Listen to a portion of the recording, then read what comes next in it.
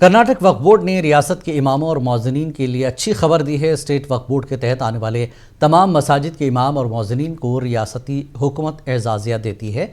इमाम को हर माह 4,000 रुपये और मौज़िन को 3,000 रुपये मुशाहरा दिया जाता है।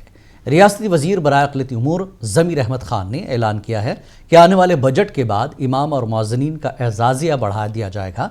इमाम का मुशाहरा 4,000 से बढ़ाकर 10,000 कर दिया जाएगा और मौज़िन को 3,000 से बढ़ाकर 8,000 कर दिया जाएगा। साथ ही दरगाह के मुजावर को और कब्रिस्तान में खबर की खुदाई करने वालों को भी 5,000 रुपये हर माह दिया जाएगा।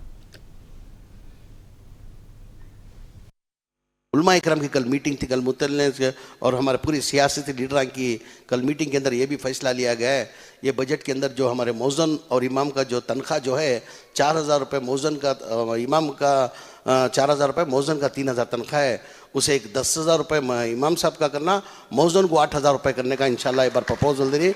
उसके साथ साथ में जो खबरां खोदती, जो खबरां हकीकत तो मुतल्लिन ज़्यादा ही, उनको ये मैसेज देना चाहिए, जो खबरां खोदती ना मौलाना, उनके वास्ते क्या पंप कौन सा भी इंतज़ाम नहीं उनका। अब 100 रुपये की 50 रुपये की देती हैं, उन्होंने जो देती हैं वो ले लेती हैं।